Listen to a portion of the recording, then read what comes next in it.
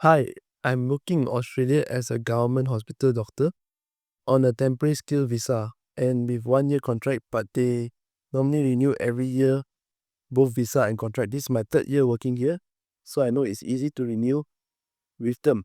I tried to apply for personal loan with Malaysian banks and they rejected or gave me low amounts as I have no other commitments in Malaysia, i.e. credit card loans. Do you have any advice for someone like me? Thank you in advance. Yes, I do have some advice for you. Thank you so much for leaving a comment on my YouTube channel. This is a question from YouTube. First, my advice to you is that don't go for personal loans.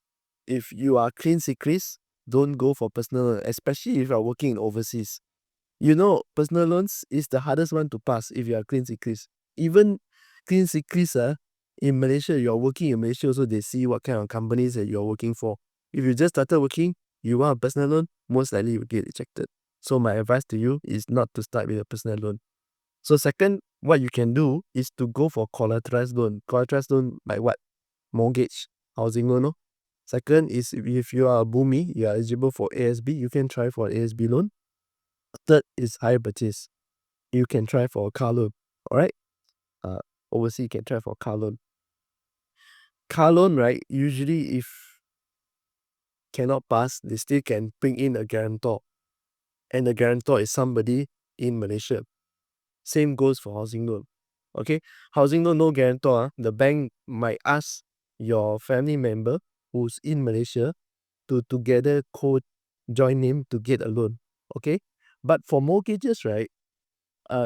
It's very lenient. Maybe you will get a lower margin. But if it's clean secrets and you're a professional, usually they will give you 90%. Okay? Housing loan. Even ASBF also, you should get a very high amount if you apply.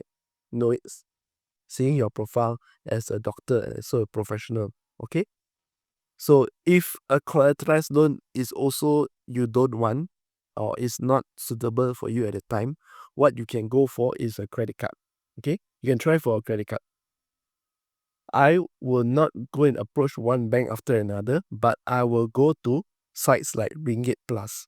Ringgit Plus is a comparison site so that when you pass your application to them, they will check with the banks, the suitable banks, they can accept your profile and then they will process. Okay? So this is the last resort. You can just get a simple credit card first. Although if you get a mortgage today, mortgage will come with a credit card. I can guarantee you the banker will say, okay, this one come with a credit card, no problem. Okay?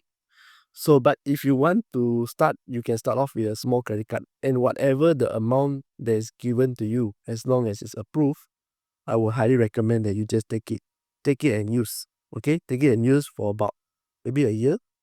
Just for small bills, just to make sure the security record is there, small bills. And then you can try again for another loan. Okay? Personal loan, frankly speaking, geographically, I think you are limited okay? But it's worth a try okay? Besides, like Ringgit Plus also offer personal loan, so you might want to try down there, okay?